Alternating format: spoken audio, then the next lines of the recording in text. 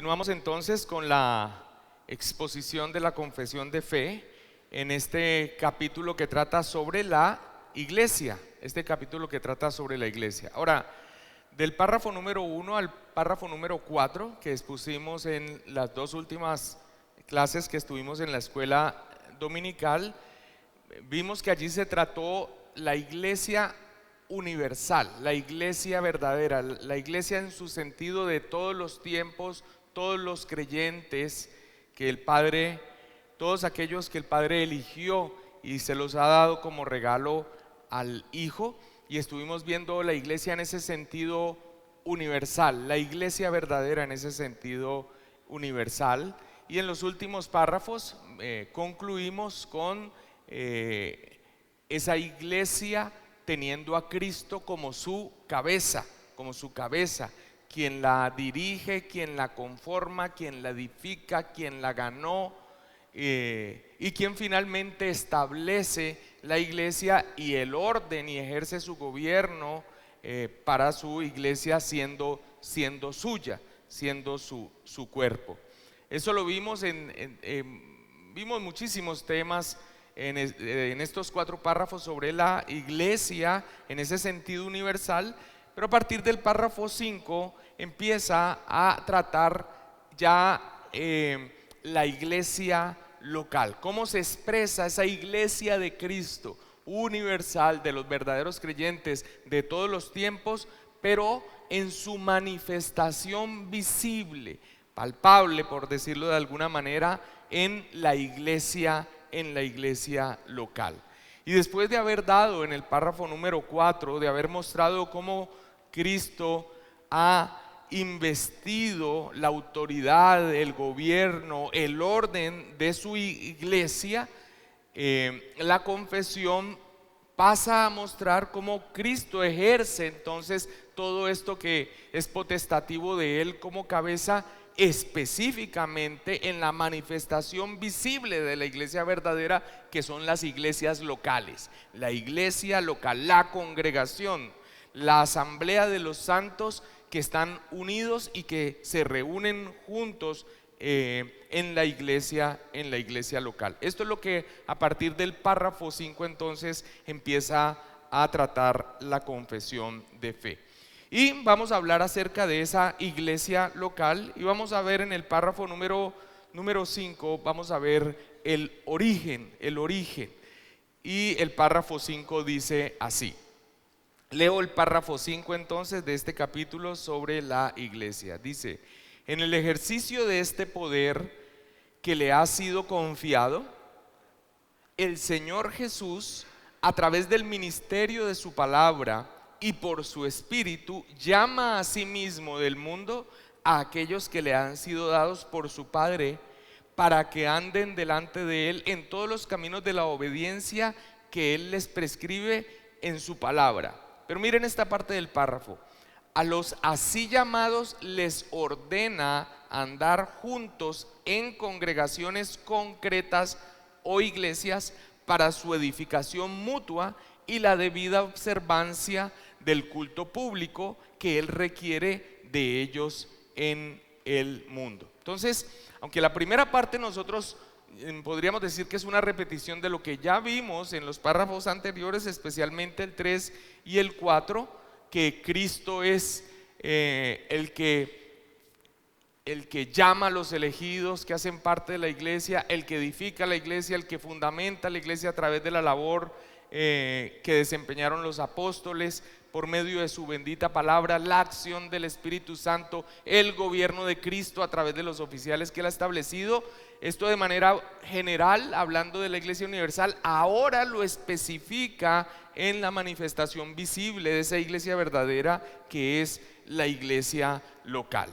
Y en este párrafo podemos ver que se enseña que esa iglesia local la origina, la forma Cristo, que Cristo es su cabeza viviente, que Él es el que la gobierna. ¿Y cómo la origina?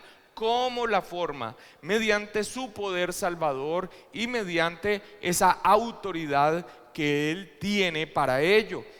Su poder salvador se aplica por medio de la predicación del evangelio y la acción del Espíritu Santo.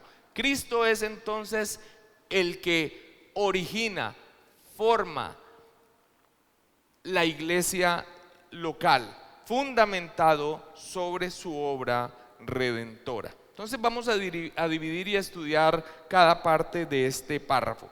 Lo primero que vamos a ver es su fundamento. Inicia entonces el párrafo diciendo: en el ejercicio de este poder que le ha sido confiado, el Señor Jesús, o sea, Cristo es quien fundamenta la iglesia, la edifica, la levanta, añade a los santos sobre el fundamento de su obra expresada en la palabra, establece su gobierno según su diseño en la iglesia a través de los oficiales. En el ejercicio de este poder que le ha sido confiado al Señor Jesús a través del ministerio de su palabra y por su espíritu, llama a sí mismo del mundo a aquellos que le ha sido dado por su Padre. Así que el primer paso en la formación de cualquier iglesia local inicia con la, y perdón la redundancia, la iniciativa de Cristo. Es Cristo quien trae a los hombres a sí mismo. ¿Y cómo los trae? A través de el poder del Espíritu Santo, el ministerio del Espíritu Santo, por medio de la predicación de la palabra, por medio de la predicación de su palabra. Esto entonces es en el ejercicio de su poder lo que hace el Señor Jesucristo, por medio de su palabra y por su Espíritu Santo. Y esta parte es muy importante porque tener en cuenta que Cristo se atrae para salvación, para iniciar una iglesia local por medio de la labor de la predicación y por medio de la acción del Espíritu Santo, que siempre van juntos. Hay un grave peligro de separar la acción del Espíritu Santo de la predicación de la palabra, como también hay un grave peligro de separar la predicación de la palabra sin la acción del Espíritu Santo. No es solamente una persuasión es intelectual lo que se hace en la predicación del Evangelio.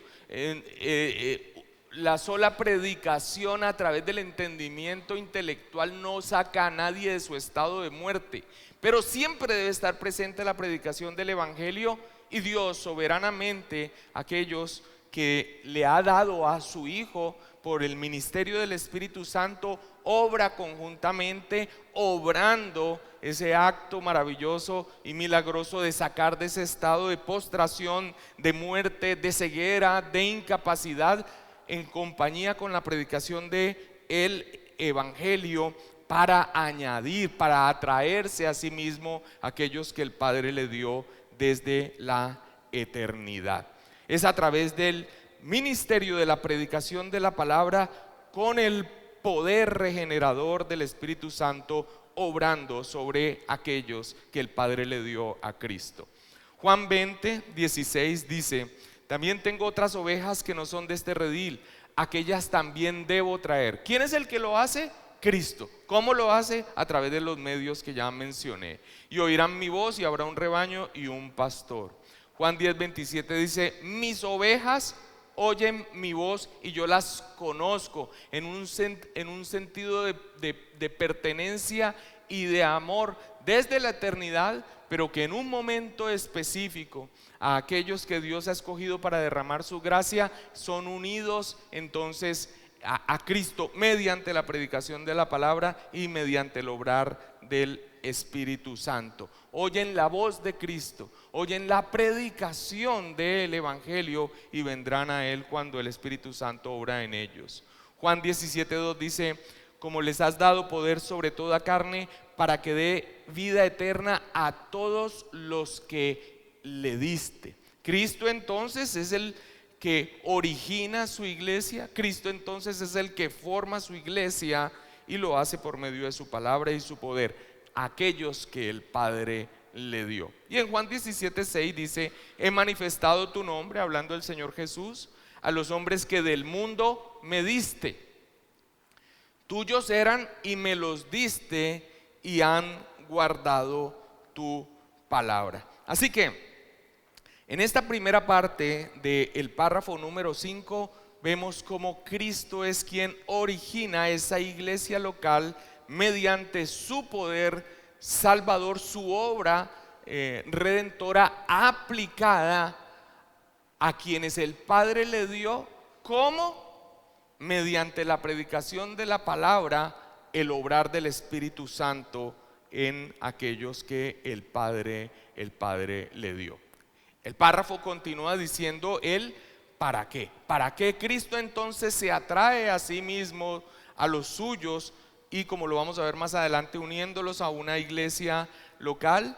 Continúa diciendo el párrafo: para que anden delante de Él en todos los caminos de la obediencia que Él les prescribe en su palabra. O sea, tiene un propósito, no solamente salvador, no solamente de dar vida eterna y estar unidos a Él, sino que al unirlos a una iglesia tiene un para qué, tiene un para qué, una instrucción, una enseñanza, una formación en su bendita palabra. Ser enseñados en todo lo que el Señor les demandó a los apóstoles, estos instrumentos que Dios utilizó para ese fundamento de la iglesia. A ellos les dice Mateo 28:20, enseñándoles que guarden todas las cosas que os he mandado. Cuando envió a predicar el evangelio, a predicar las buenas nuevas de salvación a aquellos entonces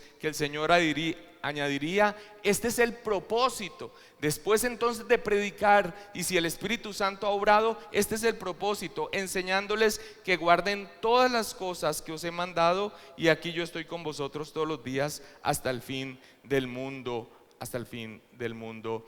Amén. Así que Cristo origina la iglesia.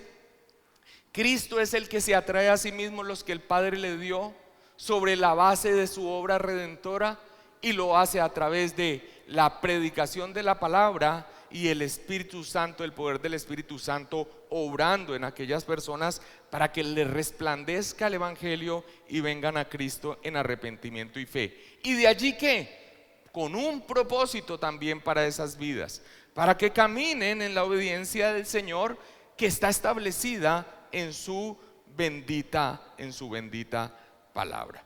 El párrafo continúa hablando de lo que podemos llamar su sustancia cuando dice: a los así llamados, o sea, a aquellos que Él ha llamado a sí mismo mediante la predicación y el poder del Espíritu Santo que obra, les ordena andar juntos en congregaciones concretas o iglesias para su edificación mutua y la debida observancia del culto público que Él requiere de ellos en el mundo.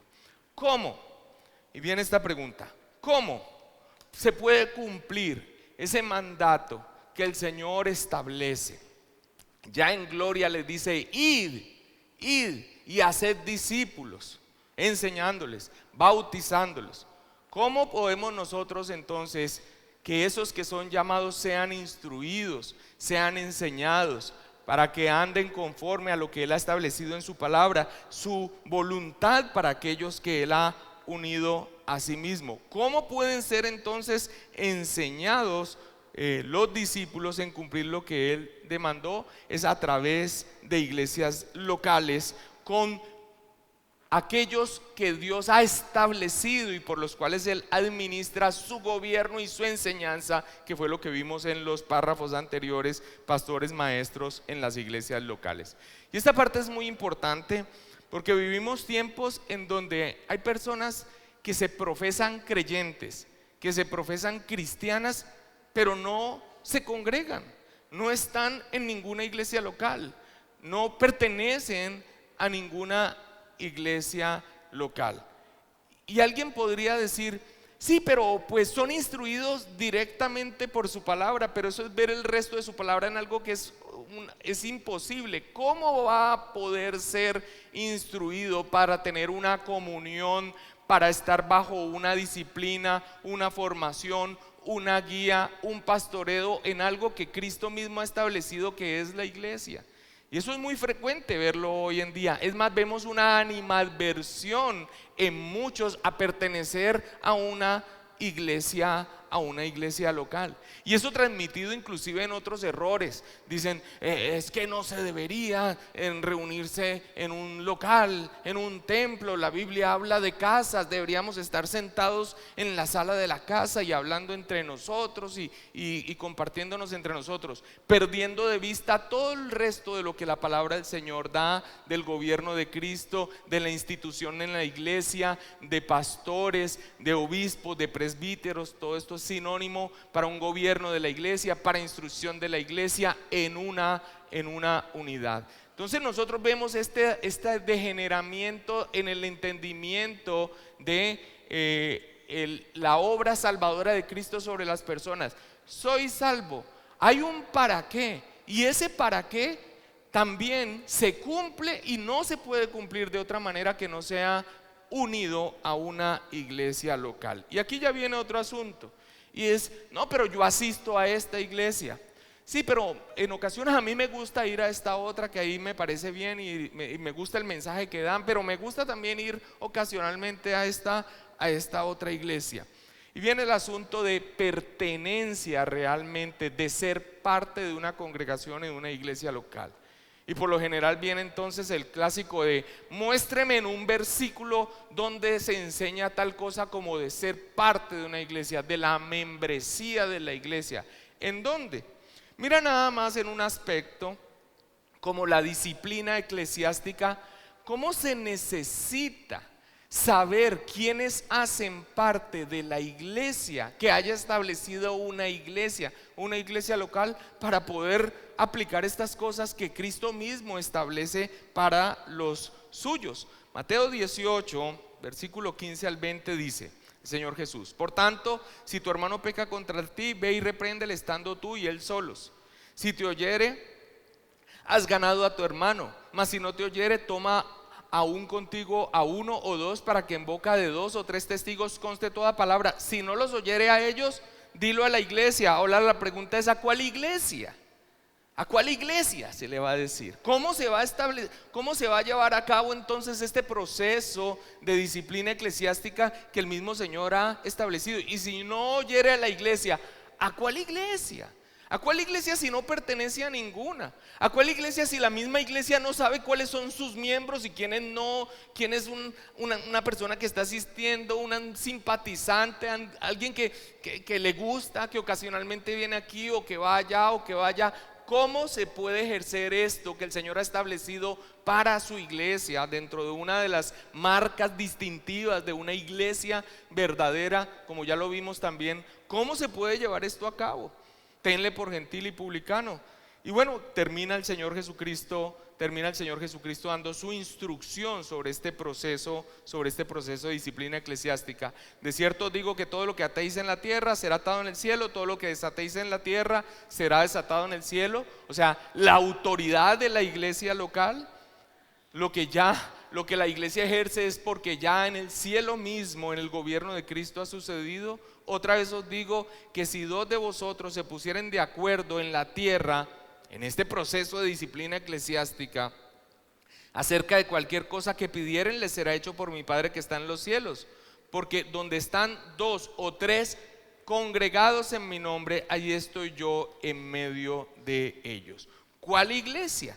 ¿Cómo se puede ejercer esto? ¿A cuál iglesia se le va entonces, se le podría decir en medio de un proceso de disciplina eclesiástica? ¿A cuál? Si no hay una pertenencia, si supuestamente no hay una adhesión a una iglesia local, no se podría hacer. Es a la iglesia local y bajo el entendimiento de la iglesia local que Cristo ha establecido que se pueden llevar a cabo, por ejemplo, estas órdenes que el Señor ha dado para el establecimiento y orden de la iglesia. Ahora, ¿qué es lo que nosotros vemos en la palabra del Señor en el establecimiento de las iglesias, en la labor misionera, por ejemplo, del apóstol Pablo?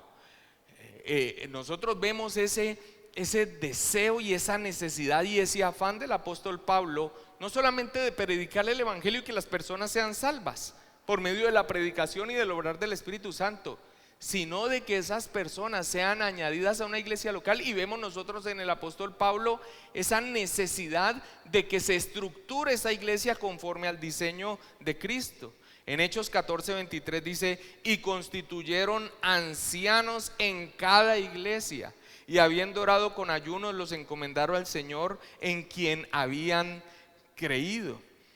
Por esta causa, le dice a Tito, por esta causa te dejé en Creta, para que corrigieses lo deficiente y establecieses ancianos en cada ciudad, así como yo te mandé.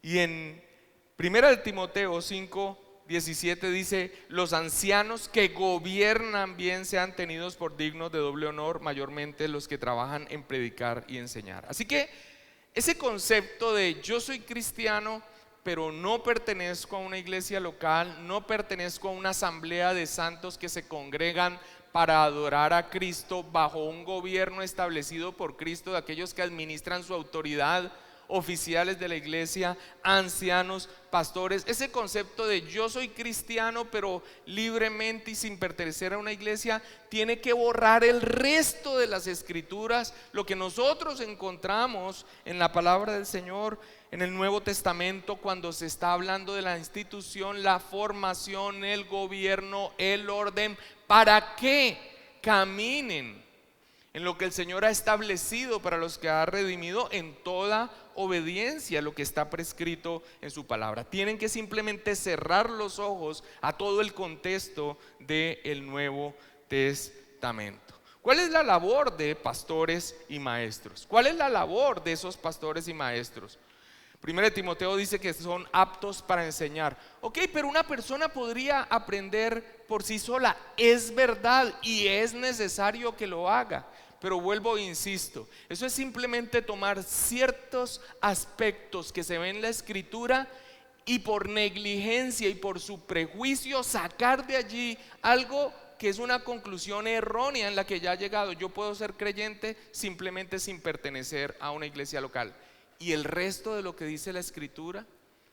Sí, pero yo puedo aprender de la palabra. Sí, pero entonces ¿para qué Cristo establece esos dones y esos regalos como pastores y maestros en una predicación? ¿Para qué? La labor entonces de estos hombres dentro de ese orden que Dios ha dado para su iglesia es el de enseñar. Sí, tú puedes aprender, pero Dios ha dado también unos dones y unas capacidades, algunos para beneficio de la congregación. 1 Timoteo 5:17 dice: los ancianos que gobiernan bien sean tenidos por dignos de doble honor, mayormente los que trabajan en predicar y enseñar. Cualquiera puede predicar, cualquiera puede enseñar si tiene un conocimiento. Todos debemos predicar el evangelio, todos debemos enseñar a nuestros hermanos, pero aquí vemos claramente el establecimiento de unos oficiales dentro del orden al interior de la iglesia. Tito 1:9 dice: retenedor de la palabra, fiel tal como ha sido enseñada, para que también pueda exhortar con sana enseñanza y convencer a los que contradicen. Esto dentro de las características que debe tener un ministro, un oficial que sea ordenado para el servicio en la obra del Señor. Tiene un propósito. Estos dones dados a la iglesia, estos oficiales instituidos por el Señor mismo, tienen unas características y tienen un propósito que solamente se pueden llevar a cabo en medio de congregaciones establecidas. Efesios 4:11-12 dice: y Él mismo, ¿quién? Cristo. Esto no fue que alguien dice: a mí me parece que si yo entonces tomo la cabecera y si yo tomo la iniciativa podría organizar alguna situación. No, es el Señor mismo el que establece. Él mismo constituyó a unos apóstoles, a otros profetas, a otros evangelistas, a otros pastores y maestros. Esto se ve en la fundación de la iglesia, a fin de perfeccionar a los santos para la obra del ministerio, para la edificación del cuerpo de Cristo. Hay entonces un propósito, con estos oficiales. Así que esto es lo que nosotros vemos en este párrafo número 5. El que origina la iglesia es Cristo. ¿Cómo lo hace? Llamando a aquellos que el Padre le dio. ¿De qué manera? Mediante la predicación, pero no separada del obrar del Espíritu Santo. Nadie será persuadido en un estado de muerte intelectualmente. Es el Espíritu Santo quien debe obrar, sacarlo de su oscuridad, darle vida espiritual para que le ilumine lo que le está siendo predicada. Ok, ¿con qué propósito? Para unirlos a sí mismo. Él es el que se atrae a sí mismo, salva sobre el fundamento de su obra redentora. ¿Y qué se debe hacer con ellos? La instrucción que Él dio a los apóstoles, enseñándoles que guarden su palabra, todo lo que Él ha establecido por medio de ella para esos creyentes. Y esto no se puede llevar a cabo si no es dentro de una iglesia local a la cual se pertenezca, con unos ministros que Dios ha ordenado con estos propósitos, aspectos que no puede uno simplemente pasar por alto dentro del diseño y el orden que Cristo ha establecido para su cuerpo, la iglesia, manifestado en una iglesia local. Solo la iglesia puede cumplir esa gran comisión, porque la iglesia da como un hecho y demanda la creación de iglesias locales. Vuelvo e insisto que ante ese pensamiento de yo puedo ser creyente sin ningún vínculo con una iglesia local, te tocaría arrancar las páginas de la Biblia para poder ver todo el orden que Dios ha establecido para esos creyentes que Él redime, con unos oficiales, con unas formas, con unas instrucciones, con unas capacitaciones, aún con el ejercicio, por ejemplo, de un aspecto como la disciplina eclesiástica. Fuera del ámbito o fuera del entendimiento de una iglesia local, estos aspectos simplemente estarían allí puestos como circunstanciales a no tener en cuenta. Eso es imposible. La necesidad entonces de una iglesia local, y es Cristo mismo la que la origina. Y en esa misma línea de pensamiento, en el párrafo 6 se empieza a hablar acerca de esa membresía, El párrafo 6 dice así: los miembros de estas iglesias son santos por su llamamiento, y en una forma visible manifiestan y evidencian por su profesión de fe y su conducta su obediencia al llamamiento de Cristo, y voluntariamente acuerdan andar juntos conforme al designio de Cristo, dándose a sí mismo al Señor y mutuamente por la voluntad de Dios, profesando sujeción a los preceptos del Evangelio. Este párrafo nos está hablando entonces de la membresía, los miembros de estas iglesias, miembros, y utilizando esta expresión que es una analogía, pero que muestra una verdad espiritual acerca de que la iglesia de Cristo, todos nosotros somos miembros unidos. Pensar en el cuerpo con miembros sin estar adheridos los unos a los otros juntos es simplemente una visión atroz, es un desmembramiento. Son miembros solos. El ojo le dice al pie no te necesito, la mano le dice al ojo no te necesito. Es algo tan atroz como un cuerpo desmembrado, todos con diferentes dones, diferentes labores y un enriquecimiento mutuo en una unidad dentro de un cuerpo. Eso muestra esa analogía del cuerpo que usa Pablo, pero que finalmente es una realidad para el cuerpo de Cristo, la iglesia local. Por esto dice los miembros de estas iglesias. Ahora, continúa diciendo, son santos por su llamamiento, son santos por su llamamiento. Y esto claramente es una respuesta al error de Roma en el concepto de quiénes son santos. Para Roma, santos son una cosa inventada de aquellos hombres que han obedecido de tal manera y han llenado de tal manera las expectativas que tiene Dios de los hombres, que han cumplido todo de tal manera que incluso han hecho más allá para su propia salvación, haciendo obras incluso más allá de su propia salvación, que inclusive quedan para dárselas a los que les faltó. No, aquí claramente el párrafo 6 de la confesión de fe dice que esos que son miembros son santos. Se les llama santos. Los miembros de una iglesia son los creyentes, pero son llamados santos por su elección, porque Dios los tomó aparte. No santos en el sentido de que de una condición moral impoluta. No son llamados por ser santos, son santos porque son llamados, en el sentido de que Dios los ha tomado aparte para sí mismo. Primera de Corintios 1:2 dice: a la iglesia de Dios que está en Corinto, a los santificados en Cristo Jesús. Esto está haciendo un llamado de santificados, de tomar aparte, y después habla de la santidad ya en el sentido de crecimiento moral a la imagen de Cristo. Santificados en Cristo Jesús, llamados a ser santos con todos los que en cualquier lugar invocan el nombre de nuestro Señor Jesucristo. Esto en torno entonces al mal entendimiento de los supuestos santos de los cuales habla Roma. No, los miembros de estas iglesias son entonces llamados santos, elegidos, apartados, santificados por el llamamiento. Dios no nos ama, esta es la frase clásica de C.S. Lewis: Dios no nos ama porque seamos buenos, sino que nos hará buenos porque nos ama. A la iglesia de Corinto, básicamente esto es una continuidad que se ve en los primeros capítulos, es: ustedes son, en el sentido de que Dios ha obrado en ellos, ahora sean.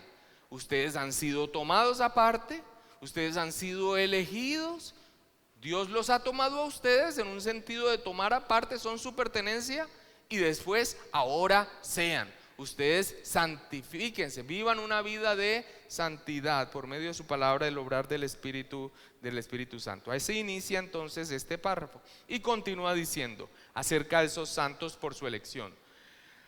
Son miembros de una iglesia en una forma visible, manifiestan y evidencian. ¿Cómo se sabe entonces de esos santos por elección? Mediante su profesión de fe, o sea, porque proclaman creer, confiar en el Señor Jesucristo. Ese es el anuncio del Evangelio, en su obra redentora, así lo expresan, y su conducta, su profesión de fe y su conducta. Como ya lo vimos en párrafos anteriores, con su conducta o con sostener herejías no borran esa profesión de fe de decir que son de Cristo, que creen en el Señor que es Jesucristo y que confían en Él. Mira lo que el Señor establece entonces a esos miembros de la iglesia, santos por elección, que en forma visible, que podemos saber de quiénes son, manifiestan fe, y en su conducta manifiestan que esta es coherente a lo que dicen ser. Mira lo que establece para estos santos. Mateo 28:19. Por tanto, id, haced discípulos a todas las naciones, bautizándolos en el nombre del Padre y del Hijo y del Espíritu Santo. Pero les dijo: arrepentidos y bautícese cada uno de vosotros en el nombre de Jesucristo para perdón de los pecados, y recibiréis el don del Espíritu Santo. Entonces, una persona entonces que profesa su fe en el Señor Jesucristo, profesa entonces que ha confiado plenamente en Él, también lo expresa en aquello que el Señor ha establecido, y que es esa profesión visible a toda la comunidad y al mundo de esa pertenencia, de ser unidos a Cristo a través del bautismo. Sumisión a la palabra en el ministerio de enseñanza de la iglesia. Esto es lo que se predica en la palabra del Señor: id y haced discípulos, bautizándolos. Alguien cree, lo profesa públicamente, y esa profesión de fe también se ve con su conducta y en su práctica. Un creyente entonces bajará las aguas, y esa será la señal también visible para los que están a su alrededor, para identificar a esa persona que profesa fe en el Señor Jesucristo. Y el párrafo continúa diciendo: y voluntariamente acuerdan andar juntos conforme al designio de Cristo. Es algo que brota de alguien que ha entendido y que ha escuchado el Evangelio. Ser parte de una comunidad de creyentes, de tener a sus hermanos, de tener unidad con ellos y asimismo crecer en esa madurez cristiana. Es a través precisamente también, una de las formas en que Dios obra es a través de esa comunión con los hermanos. ¿Cómo nos vamos a estimular a las buenas obras? ¿Cómo nos vamos a exhortar? ¿Cómo nos vamos a corregir? ¿Cómo nos vamos entonces? ¿Cómo? Es solamente dentro del ámbito del diseño de Dios de la iglesia local. Voluntariamente acuerdan andar juntos. Esto es lo que brota de un creyente conforme al designio de Cristo. Es la voluntad del Señor, así lo estableció.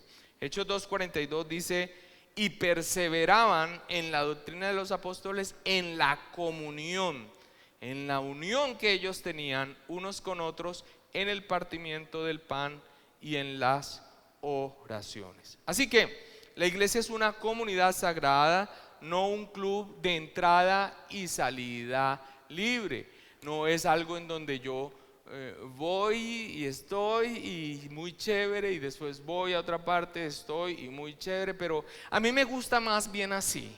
Y es que muchas veces cuando una persona lo expresa con sinceridad, se logra ver. Me gusta más bien así. Es que a mí no me gustan las presiones. Es que a mí no me gusta que me presionen. Yo prefiero así, o sea, voluntariamente, y cuando yo lo considere. Están siendo sinceros, pero están también mostrando un total desconocimiento de lo que el Señor ha establecido y de la voluntad del Señor para aquellos que ha llamado. ¿No te ha llamado? Sí, yo soy creyente. ¿Y por qué no hacen lo que el Señor ha establecido? Simplemente por un prejuicio lo quieren borrar, lo quieren pasar por alto. Esto es lo que nosotros vemos en el orden que Dios ha dado a su iglesia. Dándose, continúa y termina ahí este párrafo, dándose a sí mismos al Señor y mutuamente por la voluntad de Dios, profesando sujeción a los preceptos del Evangelio. Dándose a sí mismos al Señor y mutuamente. Hay una relación entre los miembros de la iglesia, hay una pertenencia y hay una responsabilidad los unos con los otros. Esto no se puede ejercer, esto no se puede vivir fuera de este diseño que el Señor ha establecido. Y eso es lo que tristemente hoy muchos buscan: calmar sus conciencias con una profesión de fe, supuestamente de confiar en el Señor Jesucristo, pero alejándose totalmente de su señorío en lo que Él ha establecido en su orden para los que Él ha redimido. Ser parte de una iglesia local con todos estos aspectos de crecimiento, enriquecimiento, unidad, a través de lo cual se vive la vida cristiana. Cada uno, según el don que ha recibido, ministrelo a los otros como buenos administradores de la multiforme gracia de Dios. Esto es imposible fuera de la unidad dentro de una iglesia local. 1 Corintios 12:7: a cada uno se le da una manifestación especial del Espíritu para el bien de los demás. Expresiones entonces de fe, de proclamarse cristianos independiente, individual, sin pertenencia, sin responsabilidad, muestra precisamente ese pensamiento egoísta. Muestra ese pensamiento egoísta de individualidad, cuando lo que nosotros vemos establecido en la palabra tiene que ver con darnos a los demás en una unidad. La misma expresión de somos hermanos. Es imposible de vivirse fuera de esta unidad que nosotros podemos ver en la palabra del Señor. Dos párrafos entonces: el origen de esa iglesia local y la membresía, la necesidad de esa membresía para cumplir ese propósito y ese orden que Dios ha establecido para su iglesia. Muy bien, hermanos, bendiciones del Altísimo.